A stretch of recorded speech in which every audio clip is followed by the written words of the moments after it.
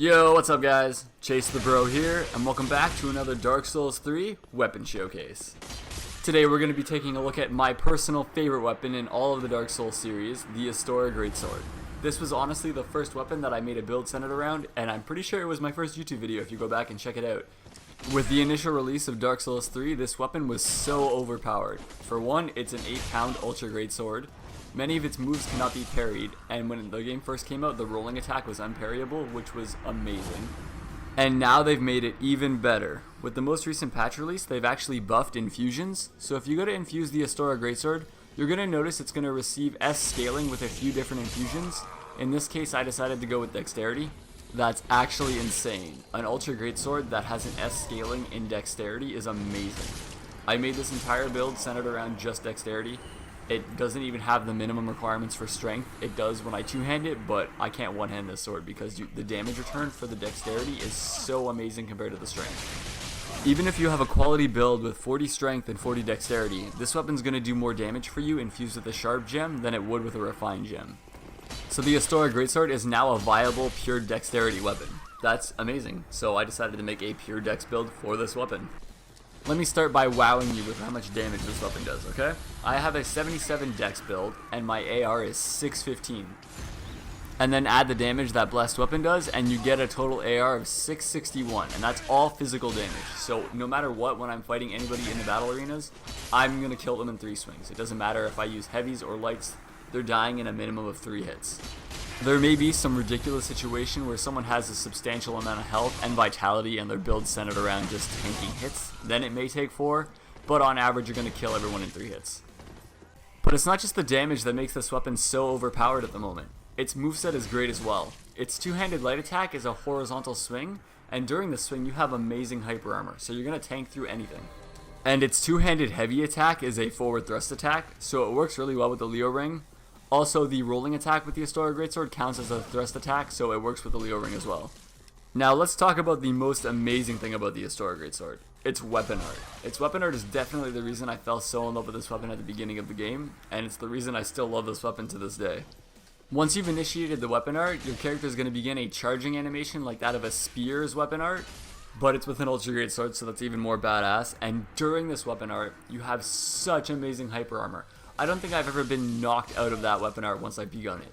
And if you manage to connect it from beginning to end, the damage you do is insane. With this build, I've seen it do over 1300 damage. And because it's a thrust attack, if they happen to hit you in the beginning of the animation, and you're wearing the Leo ring, the damage on it is going to go way up. As well, the weapon art is really easy to land. What I usually do is just begin with an R1 and then initiate the weapon art, and at that point they're going to try to roll away because they were caught in my light attack, so they don't want to get hit by the second light attack that they assume is coming, but my charge animation is going to connect with them and do a lot more damage. Also, you can aim the charge attack, so if they happen to be rolling away from you, you can follow them to the best of your abilities, and a lot of the time you're going to connect with it. The only thing I'd like you to look out for is parries. Do not just throw the weapon art around, use it when you know your opponent isn't expecting it, because if you're just throwing it out there randomly, you're 100% going to get parried. So this has been the most fun for me. I got to reuse my favorite weapon again, and it's super viable still. It's even better than it used to be. But I'm sure you guys are wondering exactly what my stats look like for this build, so I'm going to bring you on over to that. Alright guys, let's get into the stats. Now, like I said earlier, this is a pure dexterity build, and I wasn't joking. I have 77 dexterity. The reason for the random number of 77 is that I'm still getting 2 to 3 points per damage return at this dexterity level, but I couldn't go any higher if I wanted to have decent stats in other areas, so I stopped at 77. I'm pretty sure you can go all the way up to like 82 or 83 and still get good damage returns if you'd like. After the huge amount of points poured into dexterity, you're going to want at least 15 faith to be able to use the blessed weapon buff. The reason I have 16 is because I'm using the Saint's Talisman, and it has a requirement of 16, and it was just on me. It was the only talisman I had on this character, so I just said whatever, it's 1 point.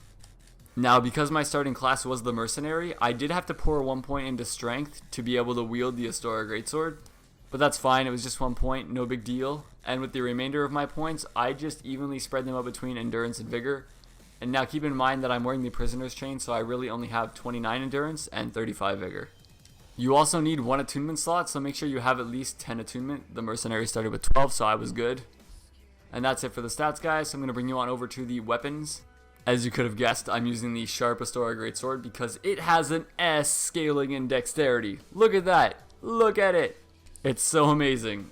Other than that, I'm using a simple cases like I do with most of my builds because it slowly rebuilds my mana pool, and it's a nice pairing device to have on my left hand.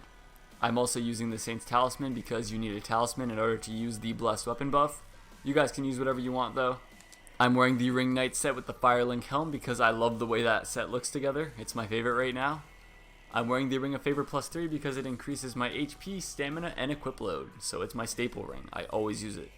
I'm wearing the Chloranthy ring because the Astoria greatsword does consume a lot of stamina, so I do want it to replenish as fast as it can. I already told you why I'm wearing the Prisoner's Chain. I wanted extra health, endurance, and vitality. And the cost of the ring is so tiny now. It used to be a huge cost for the absorption, but now it's barely anything. So it's definitely worth the 15 levels.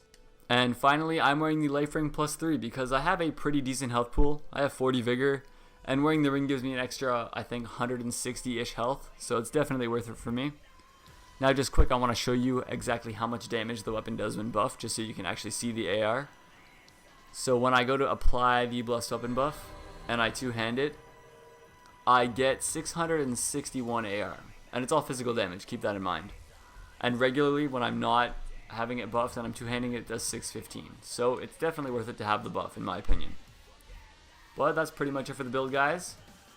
I got to use my favorite weapon all over again, and it's still viable. It's still amazing. I hope you guys enjoyed the video. If you enjoyed the video, like the video, it really helps my channel out, and I thank you for that in advance. And if you're just tuning in now, subscribe, guys. More Dark Souls 3 content is on the way. And yeah, thanks, guys. Chase the bro out.